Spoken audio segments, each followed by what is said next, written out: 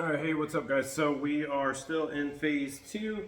We're in week 7, and it's the second conditioning workout of the training block for the week. We're going to start off with a 2-minute max to see what your hand release push-ups are. So this is going to be the same thing you're going to do in the ACFT. I want to see where everybody's at. You need to see where you're at. If we need to critique some things, if the numbers are really low or something like that, we can kind of stress on it.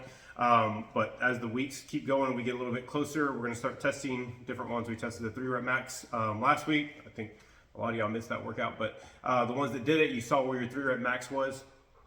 And then this week we'll do hand release push-ups, and then next week we will do most likely planks, I believe, that I've programmed in. So it'll start to gauge where we're at, so as we get a little bit closer, there won't be any big surprises whenever the ACFT comes around, because a lot of times with this type of training schedule or this type of training regimen, you can miss out on specific things, and you don't see it until you actually test it. So we need to see where everybody's at so we can kind of move some things around if we need to.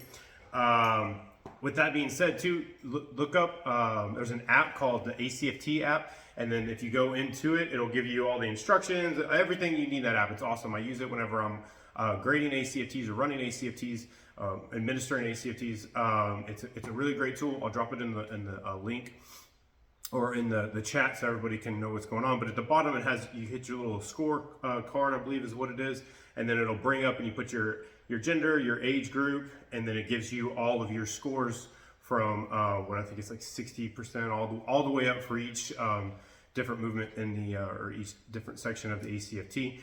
And then it'll show you what your max is, and then all the way down to the bare minimum.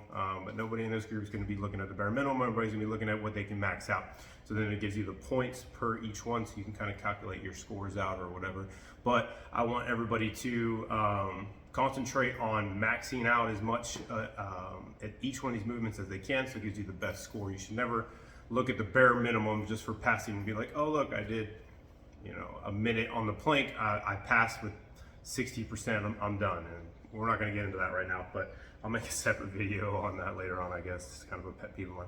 All right, so the workout for today is going to be the 2-minute hand release push-ups, and then we're going to go into, give yourself a couple minutes after you get done with that, and then we're going to go into the actual Metcon, which is 10 rounds of 10 lunges on each leg, just walking lunges, so just don't have to mark it off. I think that jacked up a lot of people last time, so we're just going to do counted lunges as you're walking. So you'll do 10 on each leg and then come back on 10. So the way that I like to do it is I just like to count out 1, 2, 3, 4, 5, 6, all the way down to 10, and then wherever I get, I just turn around and come back 1, 2, 3, 4, 5, 6, 7, 8, 9, 10, and it's 20 total, however your brain is going to calculate it, but that's how I like to do it. Then we're going to go into 10 kettlebell swings, pick a proper weight for, it's only 10 reps this time, so a lot of y'all got some pretty smoked grip last time, so make sure you pick a good weight so that you can easily do those.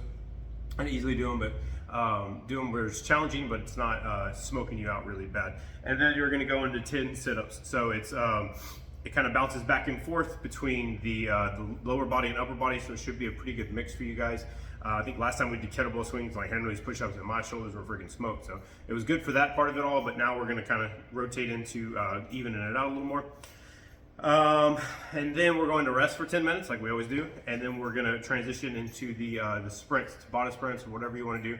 We're breaking it down to 30-30 today, so it's going to be a little bit longer of a sprint and then a little bit shorter of a recovery, and then we'll rotate into that. I promised you guys at the beginning of the week a video on zone training. I have been getting into that more and more now that we're actually into this training block. So I'll drop a video on that and explain all that to y'all, and hopefully y'all can incorporate that into what you're already kind of doing, but it'll give you an idea of how to pace yourself a little bit better.